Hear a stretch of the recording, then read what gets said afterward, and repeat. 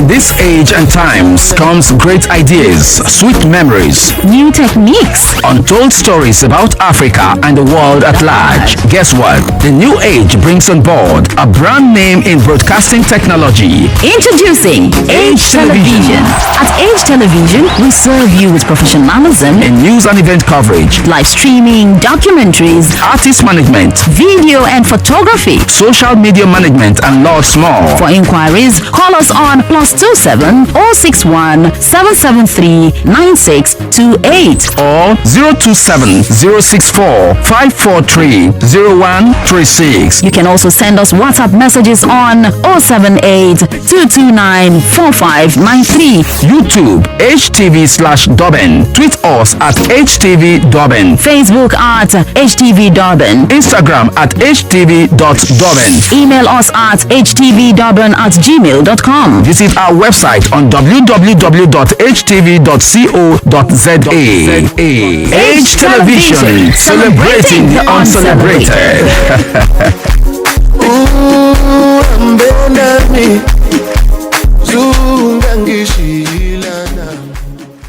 Good evening, viewers. Welcome to another edition of Akpan'S Diary. And today we have two distinguished Nigerian businessmen that are going to discuss the opportunities and the challenges and issues around business in Southern Africa and South Africa particularly. My name is James Akpan, and I'm reaching you on Agetv. Let me quickly introduce my guests. Sitting here with me in the studio is Maxwell Ekeoparah. He's a businessman and he does his business in Namibia and also in South Africa. And joining us on the other side is Godfrey Obiorah John, who's also a businessman. He's a shipping magnate in South Africa and also in Nigeria. So we're going to be looking at the relationship and the kind of opportunities that exist in South Africa for, well, if you like, Nigerian businessmen and also other national business people that are doing business in South Africa. So let me just quickly say, Mr.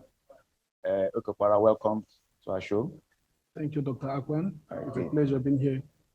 Yeah. And Obiorah, welcome to the show. Thank you, Dr. Akpan, and thank you, viewers. All right, okay. Let me start with you.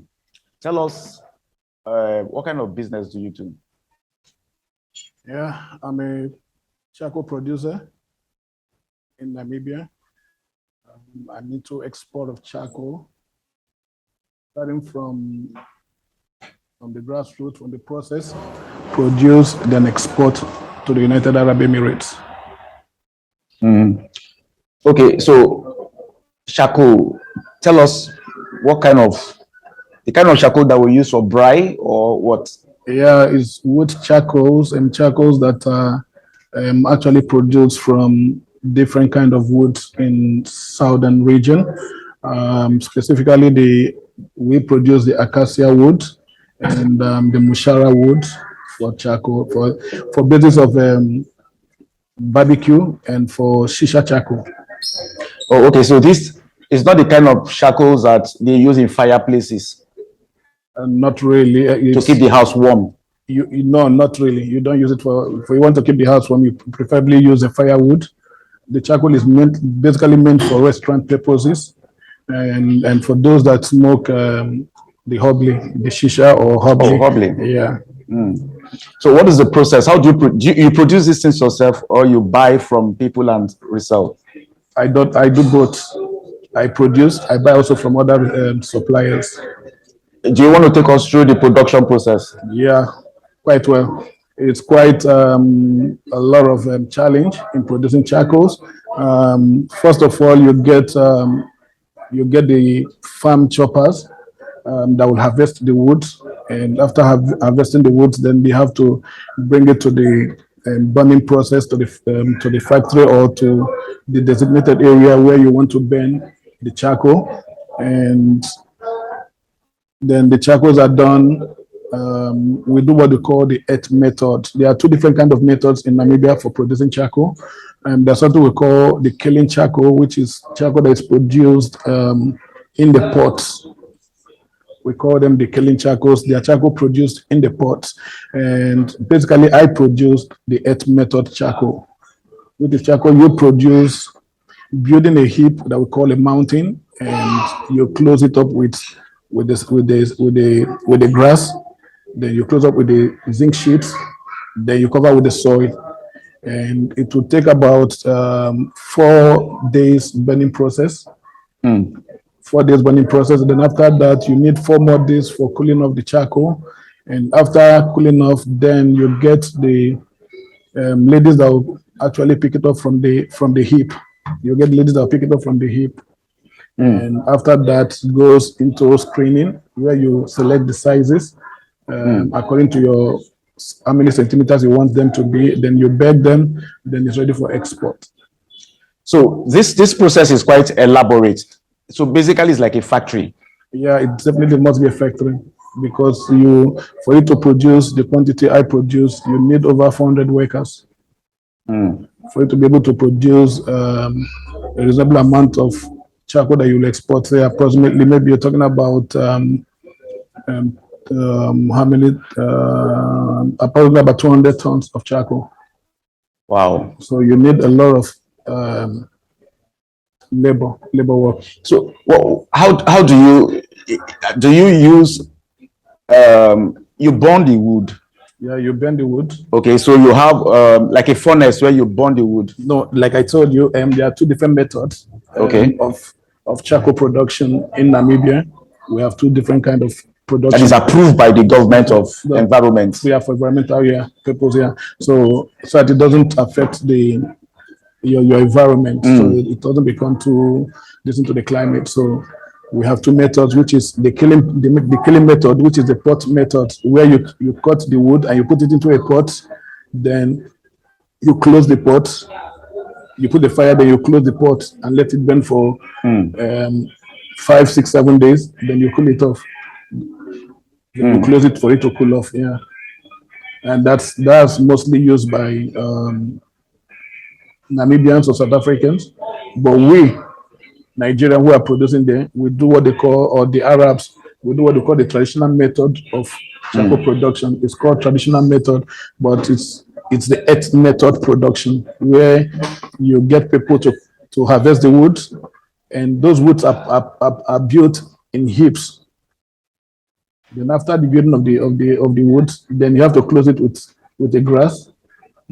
You get the normal grass that the animal graze on. You get those grass, then you cover it with the grass halfway. Then you get your sheet, maybe your zincs or any corrugated irons, and you close it with it.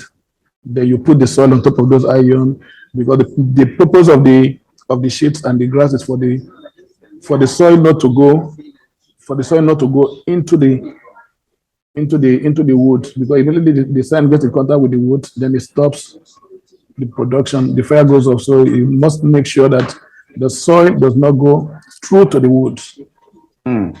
So that's why you need the grass on top of the wood before the soil. So that enables the sun not to penetrate through to the wood, not to stop the fire, because you need to put a fire in the middle that will not burn accordingly to every wood in that frame that you built. So does this have any kind of effect on the environment? Not really. It doesn't. It doesn't have any effect. Okay. You mentioned Nigeria. Do you also import from Nigeria? Yeah, I do import from Nigeria. You import from Nigeria? Yeah, I do. I understand that in Nigeria, places like Shaki in Oyo State, Kwara State. In Kwara State, we got a place we go to, Bodesadu, where we buy also charcoal from. We buy also from Kogi. So we buy, Kogi. We buy from different places in Nigeria as well. So that belt. Yeah. Okay. If you are buying from Nigeria, how do you get them into Southern Africa? From Nigeria, I don't bring them to Southern Africa. I export them straight to the United Arab Emirates. Okay, where your market is. My market is, yeah. Okay, from Namibia, what are the issues? Are there challenges that you face when you're trying to sell them to United Arab, Dubai specifically, or Abu Dhabi, or where? Yeah, United Arab Emirates, which is the port we use is in Jabal Ali. I actually ship to most of the GCC countries, which is Kuwait and to Oman, to Saudi Arabia, and to Jordan. So it means that those people are high barbecue consumers. You know, the Arabs, they love enjoyment, so they use a lot of barbecues. Yeah, they use a lot of meat. Yeah, when the weather is friendly to them, they prefer braaiing, outdoor stuff and all that. Yeah, so they use a lot of charcoal, and also they use a lot of shishas, your shisha charcoal. Yeah, let's talk about the hobby, the shisha. How does it? What's the connection with charcoal and shisha? And yeah, because you actually need the charcoal to get the flavor. For the flavor to come out, you need it's like your cigarette. For you to get cigarette, you need to light it up with a match or something to get but for the shisha, because you have to put a foil, you have to put the what do you call it, the flavor that you smoke, the tobacco flavor you use. You have to foil it and put it. Then you need to put the shisha charcoal on top of the foil to be able to. In the area of shipping here, we ship to several areas. Durban Seaport is one of the busiest and biggest seaport in Africa. In fact, the biggest and the busiest seaport in Africa, Durban Seaport. So we export and connect to other African countries, Middle East, Western world, Europe, and America. So we export, and also we are into clearing and forwarding. We clear consignments, goods coming into. What's the difference between clearing and forwarding? Okay, it's just simple. Clearing is clearing with the customs all the consignments coming into the country. We call it a port of discharge. That is where the destination of a particular consignment, when it arrives at the seaport, our duty, our obligation is to contact our client, that is the consignee, to say that your consignment has landed in this particular vessel. Of course, the consignee will give us what is called bill of lading, the invoice, and the packing list, through which we are able to meet with the customs and pay custom duties, process all the shipping company documentations, and then meet with custom for official release of the consignment, and then we take delivery of the consignment to the doorstep of the consignee. We also work in pari passu with transporters because we need trucks, to carry the containers or the cargoes, haulage, the haulage to the consignee. So it's a turnkey delivery we do. When you say of forwarding means export, where you have some consignments that are leaving the country, like leaving the Durban Seaport, leaving South Africa. If you're choosing Durban Seaport as the port of loading, you load in Durban, and then you export, you forward to where it's going, to the consignee in the other side. So we work in pari passu, clearing and forwarding. So we clear goods entering into South Africa, and we also export to any country all over the world. So your operations is only based in the Durban Seaport? No, we have our operations in Cape Town Seaport. No, we have our operations in Cape Town Seaport. We also do some cargoes, big cargoes in Richards Bay in KwaZulu-Natal. So these are the three key seaports we operate in South Africa. In Nigeria, we also go to places like Port Elizabeth and all that? Port Elizabeth is a very small port. It's a very small port. We usually undertake containers and the bulk cargoes. So you don't have such vessels coming into Port Elizabeth every now and then. You have the vessels coming into South Africa, big vessels, where the draft is very, very deep that can accept such cargoes is here in Durban, South Africa, and also in Cape Town. So and also Richards Bay. So we operate mostly in these three port areas. Three ports now, so in South Africa. From what you have described, either clearing or forwarding comes with a lot of documentation. Okay, yes. So now the issues now, as a foreign businessman in that sector, because it's the maritime sector and it's very strategic. So what are the issues have you witnessed as a foreign national operating in that sector, in the maritime sector? Yeah, there are several challenges. There are several challenges you can face. It's still there. It has been there. It's still there, and it's going to be there. So what are these challenges? Yeah, the industry is dominated by South Africans. I mean, when I say South Africans, white South Africans and some Indians. They have been so much consolidated in several areas.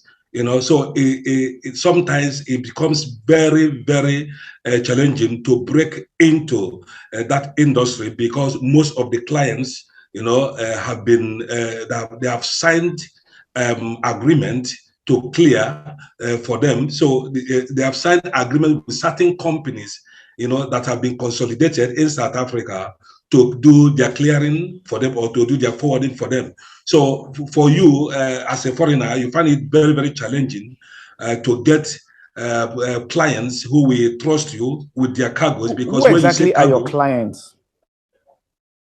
Okay, because you said now you said the white and white South Africans and the Indians have dominated the sector, and they have signed long-term agreement with probably companies and all that bring in raw materials and also export whatever from. So who exactly, as a foreign businessman, foreign investor, who exactly are your clients? Okay, our clients are several Chinese who are doing their trading here in the Republic of South Africa. They bring in some clothing, they bring in shoes, they bring in several articles, in several containers. So we clear for them and we deliver to their doorstep. And we have some of our West African companies who are importing raw materials from South Africa. So we forward for them to, especially Nigeria. We have several of our clients from Nigeria who are importers of raw materials from South Africa. So we forward for them, we ship for them to Nigeria, and also we deliver to their doorstep. We do clearing also. So you do door to door. We do turnkey service from start to end. Yeah, from start to end. So when we ship for them from here in Durban, South Africa, then we get the bill of lading, and the invoice and the invoice and the packing list, and then we extend to our company in Nigeria to do the clearing.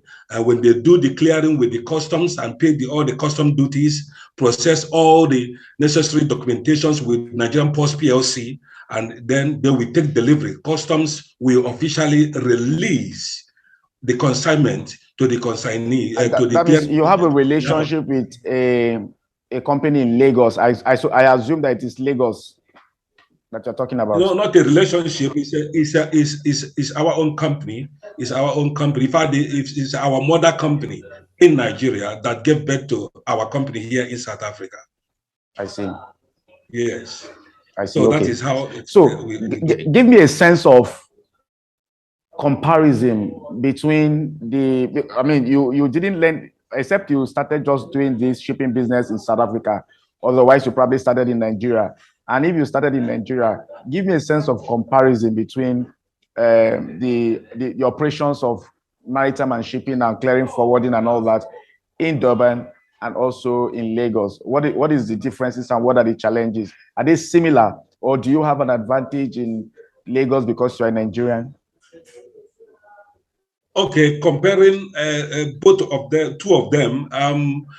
I started shipping in 1981. I was very, very young when I established my company, and opened my first company in 1993 in Nigeria, in Lagos, Apapa. So I operated in Apapa port and Tinkan Island port. Also, we do clearing for our clients in One port in Port Harcourt. And also we also clear in Cotonou and transport into Lagos. So we do a whole lot of clearing since then, since 1991 up till date, before we extended into South Africa. But you cannot compare the clearing processes we have here in the Republic of South Africa to Nigeria, because number one, South Africa infrastructure development is more advanced. It's more advanced. And the roads are very, very good. The transportation industry are doing very well. Let's focus on the port operations, Yes. where the activities actually happen. We'll come to the roads, we'll come to haulage later, but let's focus on the port operations itself. Give us a sense of the stevedoring processes, the machinery, and the, and stuff like that, the port operations. Yeah, the port of operations in South Africa is more civilized, more swift, more strategically innovative. It's a digital platform that the South Africa is using. You can once you are a licensed clearing and forwarding agent or a freight forwarder, licensed freight forwarder, you hook into your portal, you can be able to pay your duties, process your entries, and then they take delivery of your consignment. In Nigeria, there are several analog, archaic, outdated systems that are still in existence. So it makes clearing and forwarding in Nigeria very, very difficult. It makes it very, very difficult. So it's a question of technology. Yes, it makes the industry bastardized. Here in South Africa, before you charge your client, there is basic, which everybody know. But in Nigeria, but in Nigeria, you can charge your client, whatever you agree with your client. You charge him. In South Africa, is very, very different, because there is a little markup for whatever you are going to charge. So you don't maximize a lot of profit and take advantage of importers, because so it's more like an antitrust thing. But let's talk about what is it? What is the main challenge? Will you localize the problem to customs or to port operations managed by the port authorities, looking at still South Africa and Nigeria? Is it a custom issue, or is it actual port authority issue? Both of them. When you clear in Nigeria, you encounter a whole lot of bottlenecks, with the customs, and also the processes, is very, very archaic, in the sense that you have to do several things you would have done in the internet, or using the system to do it. You have to do it in the analog system, So, and in Nigeria, you still have manual labor. Here in South Africa, you have. When you say manual labor, do they use hands to remove containers from the ship? Well, when I say manual labor, there are a whole lot of job that is mechanized here in South Africa. But when you get to Nigeria, you find out that give us an example, because I'm interested in knowing whether in Nigeria they use hands to remove containers from the ship, because there should be equipment of stevedoring that should take care of that. And of course, you have the mooring equipment also, which has the rope to pull the ship to the. So are you saying that in Nigeria they use hands to do the mooring to push the ship to the wharf, and they now use their hands to remove containers and cargos and cars and what have you to? Is that the kind of manual labor you're talking about? Yeah, no. The manual labor, be very strong in Nigeria to do that.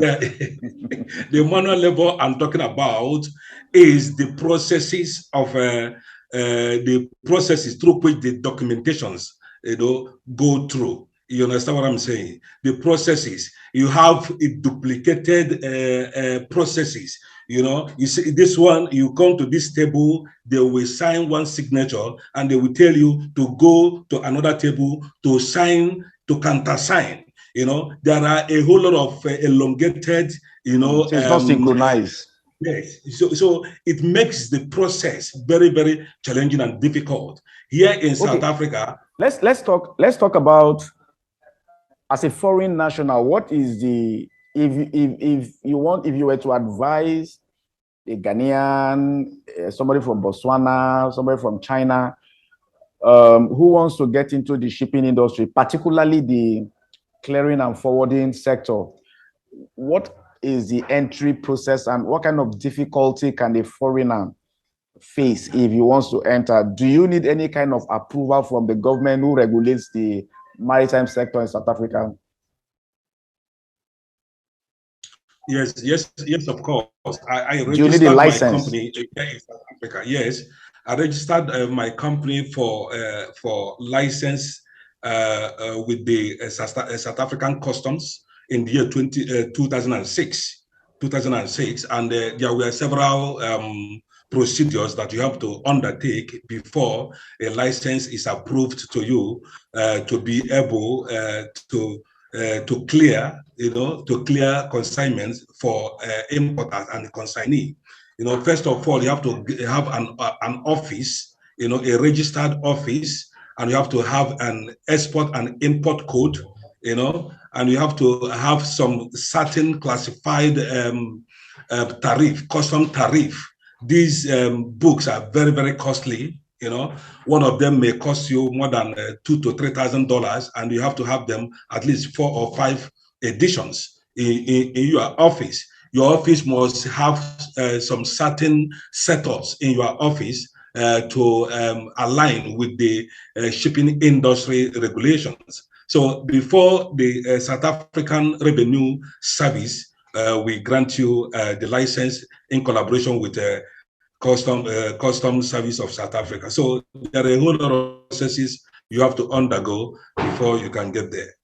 So is this something, so it's not that easy for a foreigner to just stroll in and start to operate?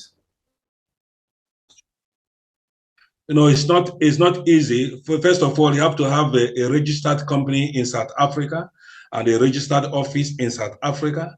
And then you go through processes of getting all the requirements. You go through the checklist of the South African Customs and the South African Revenue Service. There are a whole lot that you have to ensure that you put in place, and they will come for physical examination.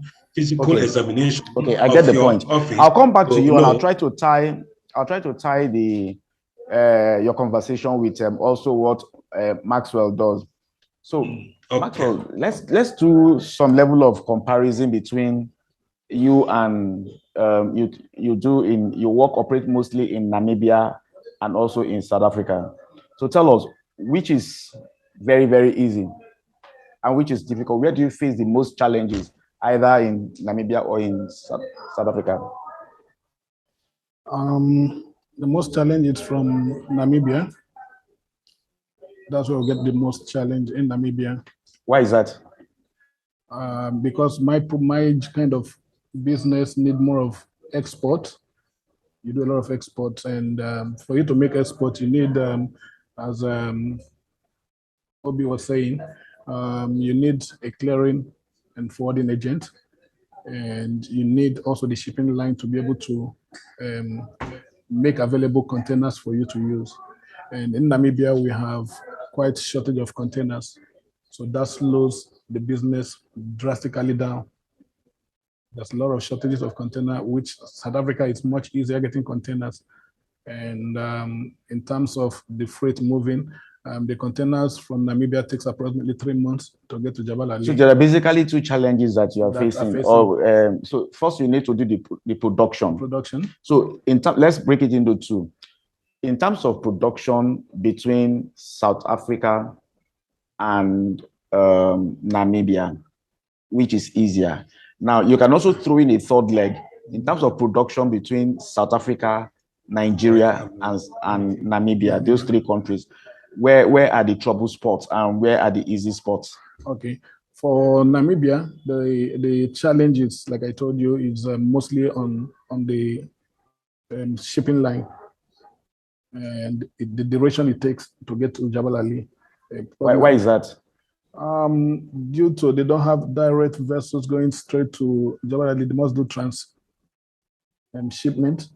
And when they do the transshipment, it takes 3 months in South Africa before now going to Jabal Ali. Oh, so they have to take off. Which Namibia, which of the ports do you use? The Walvis Bay. We use Walvis Bay. Use Walvis Bay. Yeah. So you from Walvis Bay, it comes to Durban. To Durban, then stays 3 months here before going to Dubai. So actually, it's more profitable to do the business in South Africa than in Namibia. In terms of shipment, but in terms of the duration that it takes, does it affect your final pricing? It does.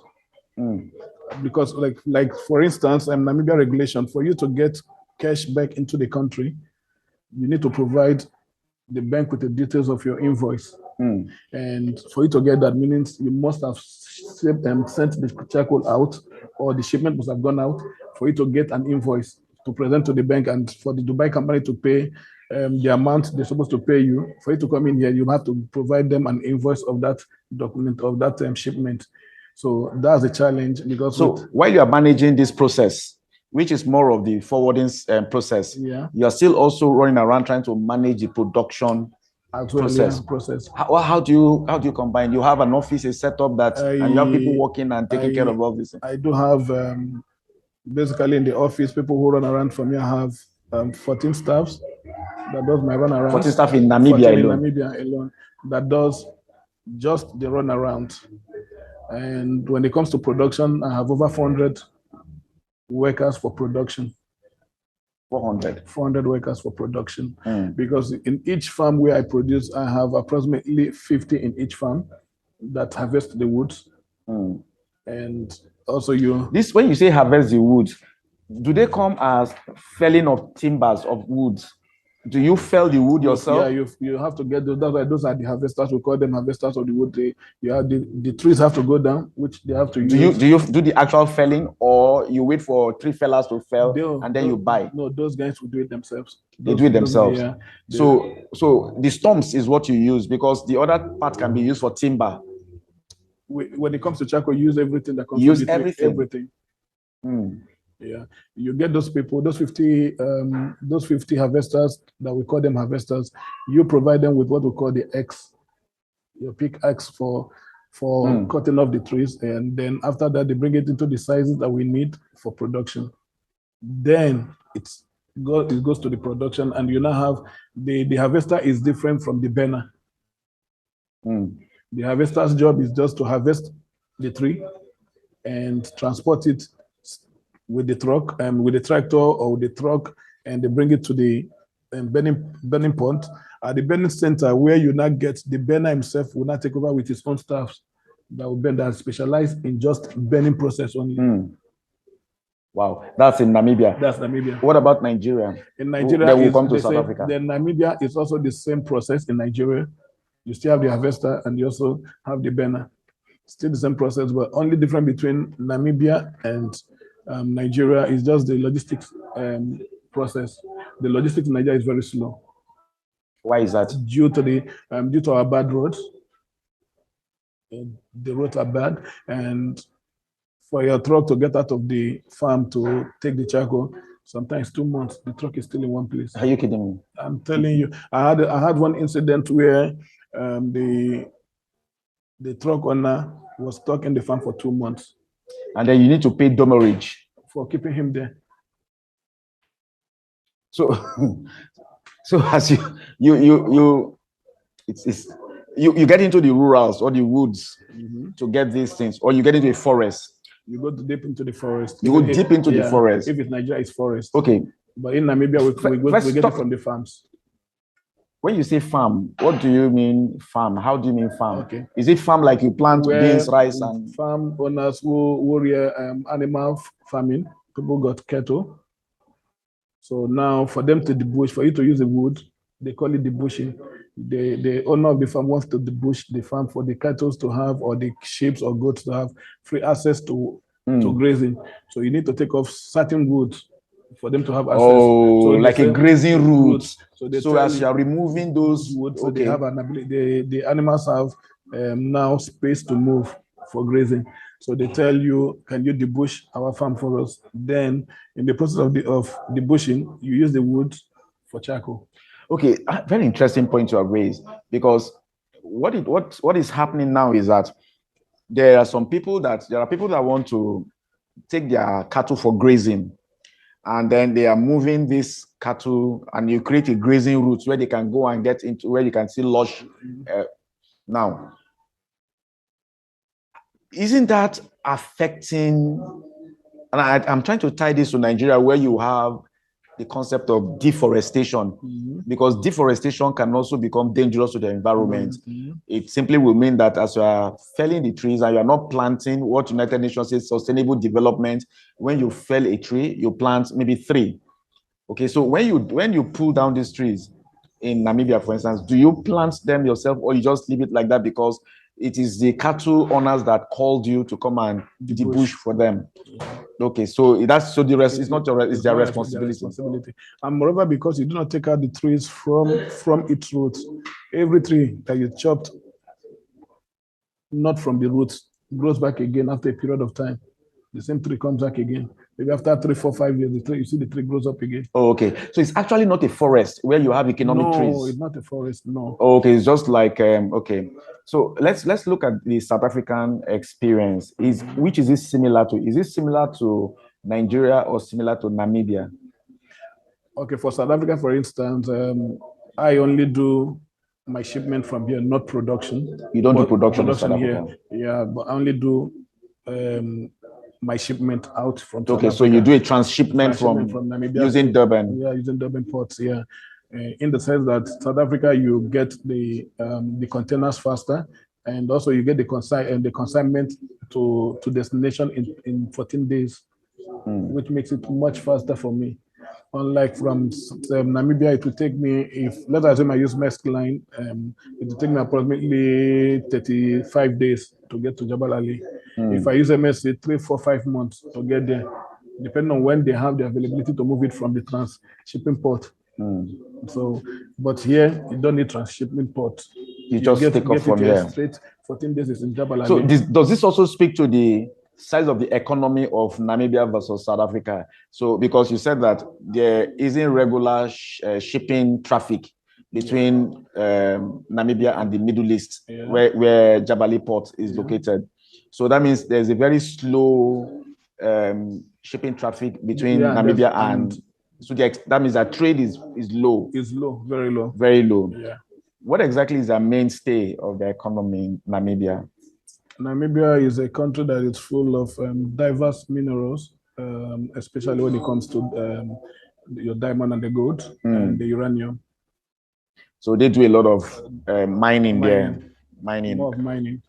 So when they do this mining, how do they export this mining? Even though I know it is not your forte, but I'm just trying to establish a kind of economic activities. Yeah, it depends on, you see, the shipment that goes to Europe, they are faster. It's faster with Europe. With Europe than Middle East. Because there's something we call, when you're making your booking, there's something we call shipment via Europe, or via Africa. And if it's via Africa or via Asia, then it's difficult. Meaning that before it gets to it goes via Europe before coming, or via Asia. Now, if it's via Africa, it means it goes through various African places before getting to Jabal Ali. But when it comes to the European shipments, because both of their products are European shipments, so it goes faster. So what is okay, let's talk about South Africa now.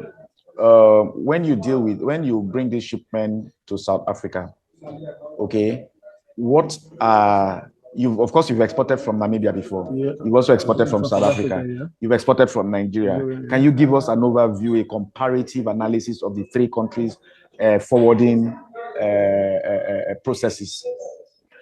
Okay, to me, I would say South Africa is the fastest among them.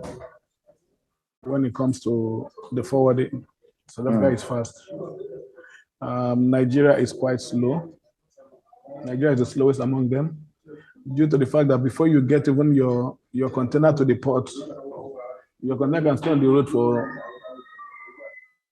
even when it leaves the farm and gets to Lagos, just for the truck to get from the Tinkan road to go into the port, if you're using Tinkan port, is a war, because the road are filled with trucks. So it can even, you will miss your start date just being on the road.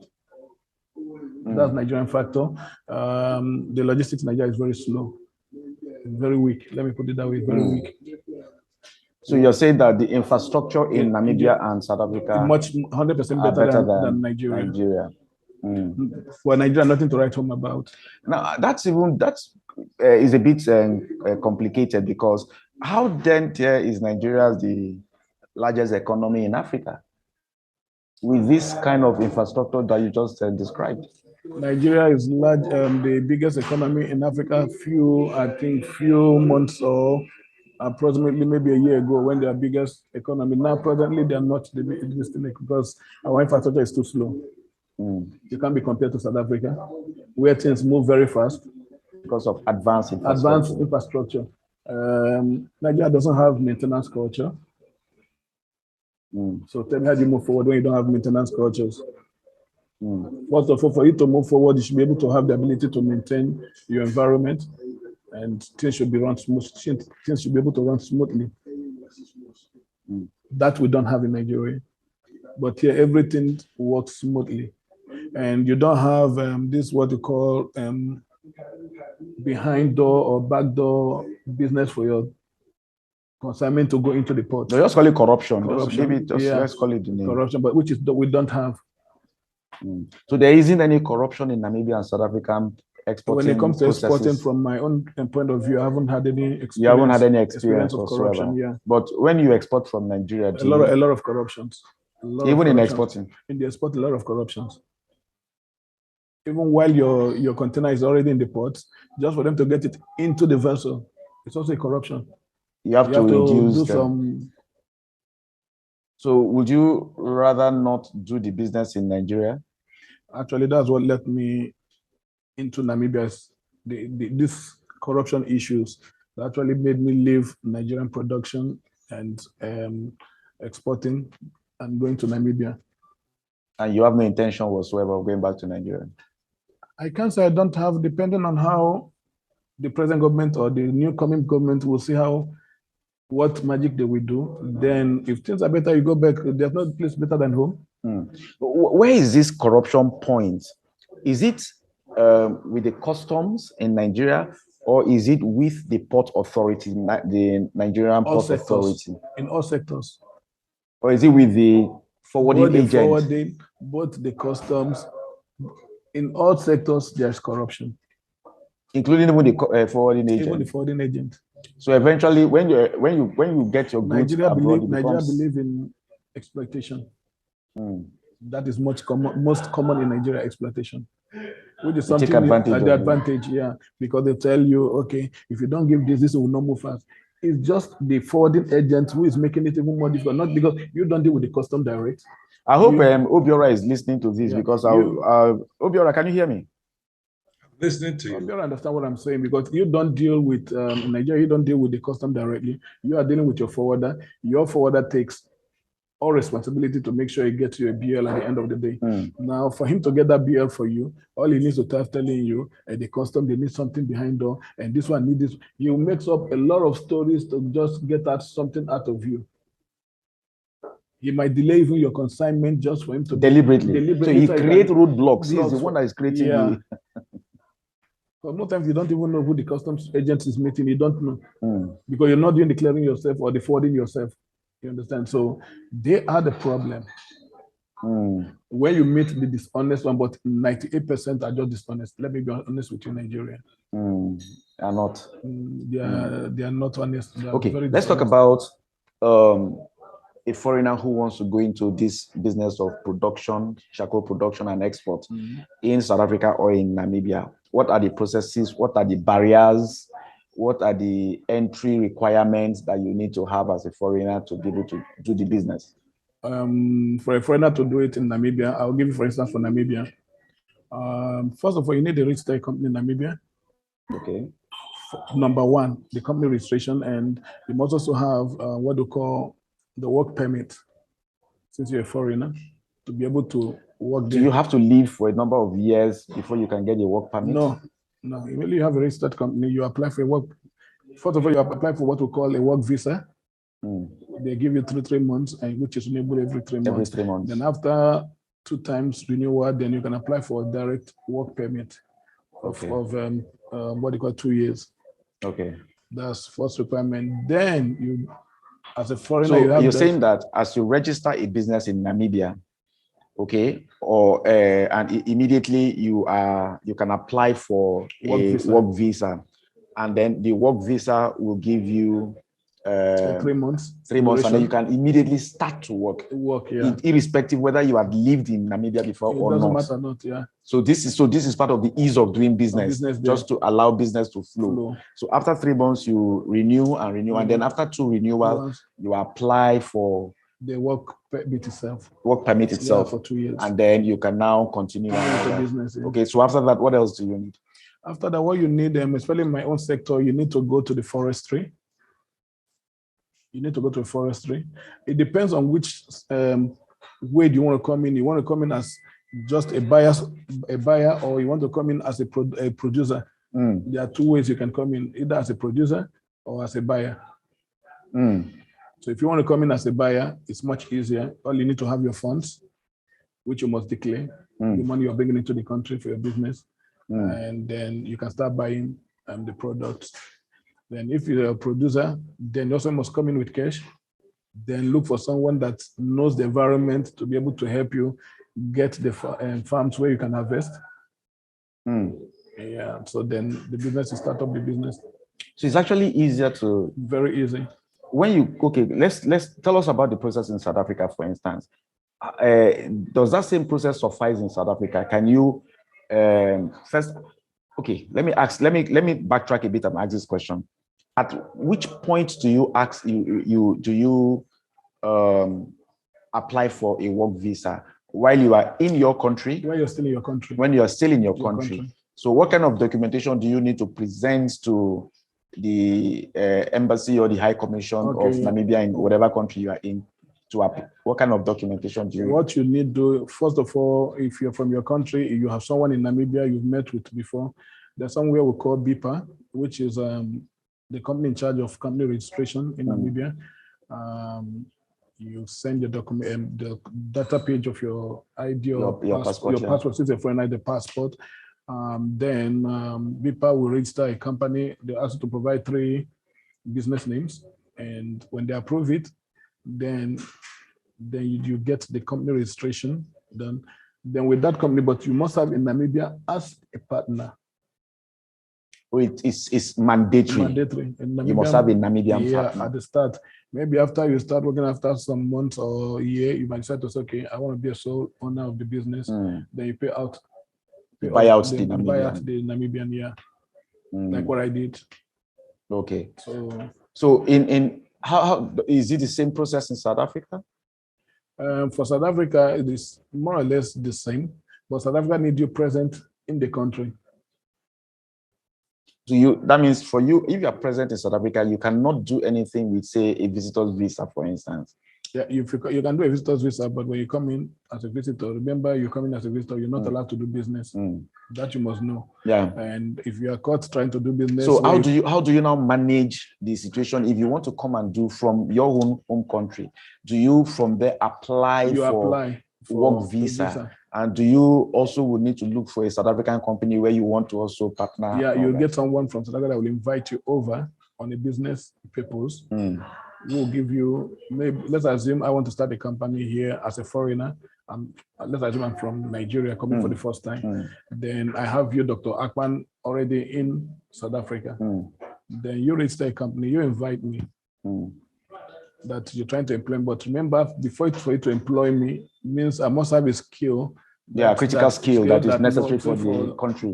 Yeah. And that no South African is capable of doing that job. And even if there's a South African that is capable of doing that job, then you might say because of language. Because because you need somebody that could come, maybe probably your market or whomever is selling. This guy speaks more of Arabic and other language, which the South African cannot speak. And so you need this person who speaks this language to be able to transact your international business in the UAE. So you're bringing him based on that ground. Now, when he comes in, then he will now have the opportunity to either open up his own company. But remember, if you're going to charcoal, you must first of all find out which trees are not protected species. Yeah, economic trees, species, and all that. Protected species trees that you cannot touch. So you must know. These trees that actually bring this, because the charcoals will definitely have qualities, different qualities. Yeah. Okay, so which of these trees and do they cut across the 3 countries, and which of these trees are high quality trees, and are they the same thing in Nigeria? No, for like in Nigeria, there's a tree we call the Ayin tree, which will produce the best quality charcoal in Nigeria. That is selling very fantastic in UAE, the Ayin tree. That's different. We don't have it in Namibia. We don't have it even in the SADC region. Now, in the SADC region, we have the tree we call the Acacia. Acacia, yeah. The Acacia tree basically is a very good quality tree for charcoal, especially for your restaurant and barbecue purposes. The Acacia is very good. It's not sparkling. Yeah. And Acacia is very popular in the Bible also. Yeah, and it's a non-sparkling charcoal, so which makes it very much nice for restaurants, especially for people in the It doesn't smell, it burns, and it doesn't, sparks. Now the Arabs, you can be here now. They bring you a food with fire on it and put the pan on the fire just on your table. So you can't expect when you have a table with a fire and the fire is sparkling, then definitely you run. So that's why the Acacia is good, just like the way they are not sparkling charcoals. Or there's a tree we call Mushara. The Mushara also is not sparkling, but mostly for shisha purpose, for hobby. You can also use it for the restaurant grade. Hobby is big in the Middle East. Yeah. So, and also we have what they call the Mupani tree. It's also good for charcoal, but it has a lot of sparks. So those trees, we don't export them to any of these GCC country or to most European countries. No, only to Greece. Why? Greece, they don't mind about the sparks, so they take it. Why other Europeans mind and they don't mind? Why? They don't mind because it's cheaper. The Greek people are trying to be much economical, so they take anything. Or maybe because they're just coming from an economic challenges and all that. Since I've ever known them for many years, they just take Mopanis. They love Mopani. It's cheaper for them to buy, and they don't mind the sparks. So that's the only country we can sell Mopani to. So this business is lucrative? Very, very lucrative. Very lucrative. Is it lucrative Namibia, in Nigeria, Namibia, South Africa? Charcoal business is lucrative anywhere if you know what you're doing. That's a plus there. Yeah, if you know what you're doing. So what do I need to know? Because I've seen a lot of people fail in charcoal business. Okay. I've seen a lot of companies close because they don't know the dynamics of the business. It's only when you know the dynamics of the business. Well, how do you know? Do you need to go for some kind of tutoring, apprenticeship, or you study it? Or to me personally, I didn't study. Okay, let me say I didn't get any tutoring from anyone. What I did was a personal research. First of all, create the market. You know, some people go into a business just because you see a fellow brother or a friend is doing it successfully, but you don't know what is his market sale point. Yeah, you don't have that kind of ability to know where you're selling, and now you join into the business, you don't have a buyer. At the end of the day, you crash. Now, the first thing I did was make sure I get who needs this product. It took me a lot of traveling overseas to meet prospective buyers. I went a lot of. You need to spend money to get money. And a lot of people don't. Part of the investment sector. So a lot of people don't know, for you to get a business floating or going on without no closing, and you find that people are in industry and yet they are closing, is because they lack the foresight of what they're trying to do, or you're just trying to imitate someone else. What I did, I went to Turkey. Before I started business, I traveled to Turkey to look for market. I went to Germany. I went to Dubai. I traveled basically almost all the European countries. Now trying to see who is a more prospective buyer, that when I go into this production, there won't be any a guaranteed market. That the market is guaranteed for you to do. And you should know what those people expect. What kind of charcoal are they looking at? What quality are they looking at? You understand? I flew here from here to Turkey with samples of charcoal. I flew to Dubai with samples of charcoals. In my suitcase. So let me ask you, what do you think the threats are? Because the global warming initiative and environmental activists and all that, they are pushing for so many things. They're looking at deforestation is a problem, bush burning is a problem because it creates hole in the ozone layer, CO2 and all that. So there are all kinds of conferences. In fact, Europe and America are pushing the initiative of us going green, of doing green businesses, and I think they are also trying to develop some kind of partnership with Africa to support, even though Africa only produce 3% of the CO2, the carbon dioxide, unlike countries like China, India, even America itself and all that. So is that a threat to you, knowing fully well that there is a push for people to go into green energy, like farm, like going to windmill farming, going into solar energy and stuff like that? Okay, what if there's a technology, for instance, or can a technology also, that's the first one is one question. The second one is that, can technology threaten your business? Can there be an innovation that can replace charcoal in either in hobby or in barbecue or whatever? I know it's more of an outdoor experience and all that, but is there a technology that can threaten this business? And then again, the environmental activists, can it also threaten the business? For now, I don't think any of those can happen for now. But you can say for now, you're looking at another 5 years, 10 years. For now, yeah, you can never say what happens tomorrow. You understand? You can never say what happens tomorrow. So you cannot rely that there's no technology that will come out that will take over charcoal. You never know. Because we're into a world of innovations that things could happen anytime. But presently, I do not think there's anything, because some people prefer when their food is grilled on a charcoal, it has a different kind of. So it's a cultural thing also. It's a cultural thing. So it's difficult to take out. And for the environmental, we don't actually disturb much. Yeah, for the bushing, but that comes from the owner of the farm, because definitely he needs his animal to have ability to eat. So if you don't know the bush, then the animal. So what if there's a massive investment in ranching in Namibia, for instance? Can ranching also threaten, because it will replace people clearing the bushes and all that? It could, maybe in the future, if they do that. But who is going to do it for you? Because it means that the government have to put a lot of money in to do that for every farmer. Ranching is quite an expensive project. The farms are not just situated in one area.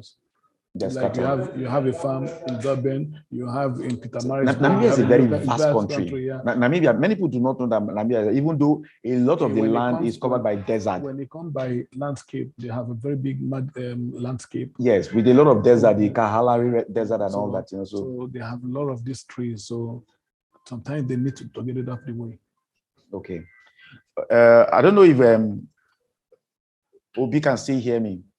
Can you hear me, Obi? Yes, I hear you. Okay, I'm having issues with the audio, but if you can hear me, I don't know if my producer can pick up Obi from the side. The phone is dead or something. Okay, so Obi, we might have to leave it there with you, because for this end there's a bit of a technical issue, so we can't hear you very well. So, but all the same, thank you very much for the insight you've given. I'd wanted to find out about Maxwell did talk about corruption, particularly in Nigeria. And you said you have a business, you also do the same business in Nigeria. And he said 98% of the cost is induced by the forwarding agents. I wanted to ask you to clarify that, to see why are you guys putting so much of roadblocks in the Nigerian business process? But unfortunately we cannot hear you. Maybe at some time we'll bring you back to come and actually clarify the issue, why you and your colleagues in Nigeria are inducing corruption in the process of importing and exporting, because it does add cost to the economy.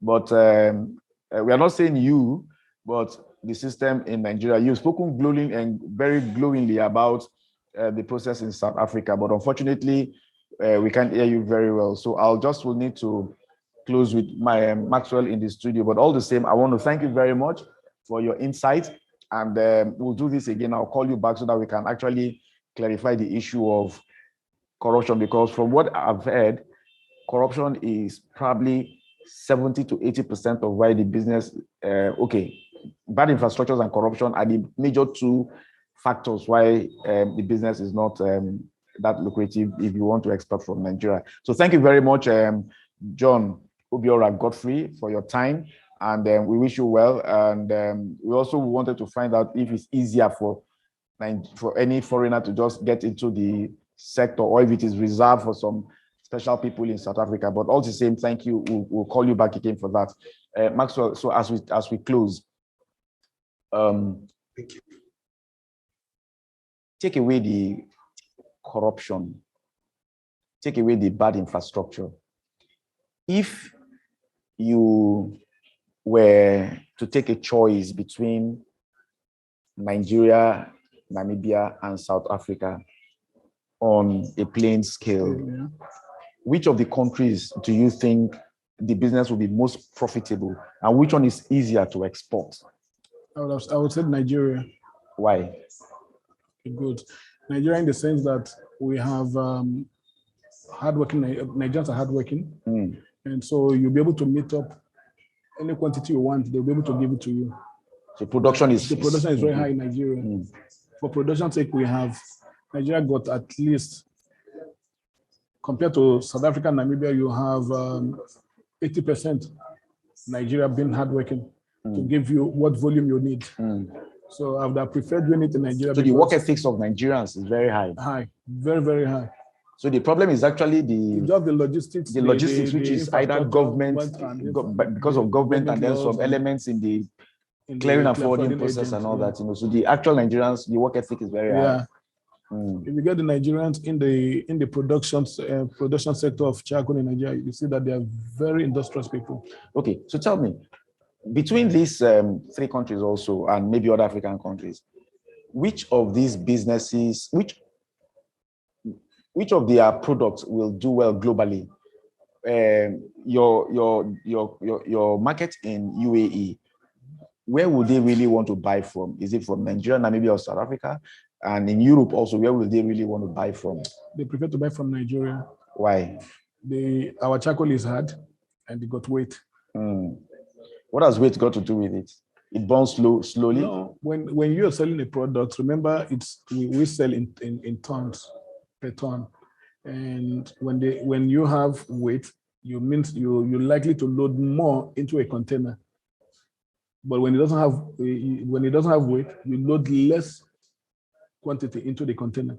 Okay, let me give you an instance. The Acacia charcoal and what we call the Mushara charcoal. The Acacia is a more hardwood charcoal. When you bring on a scale, on a 20 kg scale, the bags, and you scale it 20 kg charcoal of Acacia, the 20 kg could just be this height for 20 kg, while a Mushara 20 kg will be this high.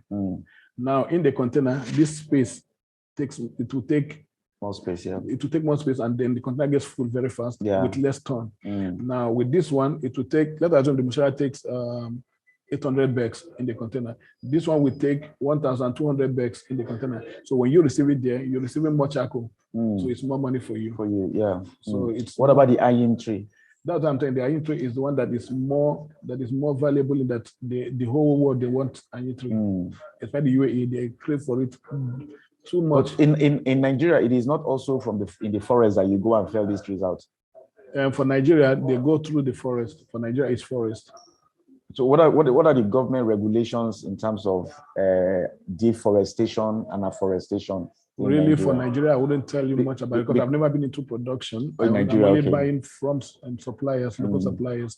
So I wouldn't know much on the forestry rules in the Nigerian sector, because I'm only doing buying. Because there's in Nigeria also, there's the Sahara Desert also encroaching from the north going to the south, and if these forests are being deforested, there's deforestation going on, it could also affect. And there was a time there was a ban on charcoal in Nigeria. There was a time there was a ban on charcoal in Nigeria, that you cannot export charcoal from Nigeria. The Nigerian government stopped it. Well, I think it was started sometime early this year. Okay, but as I close, probably the final question. What about the local consumption of charcoal in Nigeria, in South Africa, and in Namibia? The local consumption, which one is higher? Which one is higher and more profitable? South Africa. Why? South Africa, they love enjoyment. So South Africa is a country that loves enjoyment. They love braai. They do braai a lot. So that's why if you go to, even though Namibia produce charcoal, they bring the charcoal to sell here in South Africa. That's why when you go to most shops, you see Namibian hardwood or Namibian charcoal in the shops. I also do see a lot of blaze charcoal and all that. So they come from Namibia here because here is a high consumption. Because of braai is high. Braai is high, and their population, they have over 50 million, and Namibia just about 2.something million population. So the market is a bigger market. So Nigeria is over 200 million. So that is. So why they don't braai in Nigeria? Nigerian consumption is also high because of the people who sells on the street, our local vendors for that does the corn, roasted plantain and yam. So Nigeria also has a high level consumption of charcoal, but South Africa is the highest. So Nigeria does not do hobly, they don't do braai, barbecue. We do hobly, but our hobly is not like compared to, not even compared to South Africa. Everybody in South Africa is clear. Every club you go to in South Africa, there's a hobly spot in the club. It's more of a cultural thing. So it's so it's more here. Maybe because Nigeria also tend to want to bend towards religion and all that, so they see hobbling and all that. In South Africa, hobbling is also very high. It's high in Namibia. Namibia is also high. So this could also maybe mean that they are the last countries that saw more of Europeans and all that. I because think so. Namibia has a lot of influence of Germans and also white South Africans. Exactly, they still do have that influence to tomorrow. Okay, thank you very much, Maxwell, and for the insight you've given us and on the businesses, opportunities, the challenges, and the issues in Southern Africa. And viewers, you have listened to the opportunities for if you're looking for where to invest money, either in Nigeria, South Africa, or Namibia, and I guess maybe other African countries also, that the charcoal business is very lucrative, as you have heard from Mr. Maxwell Ekeoparah, is lucrative, and it has to do with production and also export. So it could actually be a revenue earner, foreign exchange revenue earner for the country. All you need to do is just identify the market, where the market is and all that. But should you want to get in touch with either Maxwell Ekeoparah or Godfrey John, who also is an expert in the shipping and clearing and forwarding area, we don't mind. We could link you up with them. You just need to get in touch with HTV, and we'll link you up with them if they're interested in that business. But until we come your way again, my name is Dr. James Akpan on Akpan'S Diary, reporting from HTV. God bless you. In this age and times comes great ideas, sweet memories, new techniques, untold stories about Africa and the world at large. Guess what? The new age brings on board a brand name in broadcasting technology. Introducing Age Television. At Age Television, we serve you with professionalism in news and event coverage, live streaming, documentaries, artist management, video and photography, social media management, and lots more. For inquiries, call us on +27 061 773 9628 or 027 064 543 0136. You can also send us WhatsApp messages on 078 229 4593. YouTube HTV/Durban. Tweet us at HTV Durban. Facebook at HTV Durban. Instagram at HTV.Durban. Email us at htvdurban@gmail.com. Visit our website on www.htv.co.za. Age Television, celebrating the uncelebrated.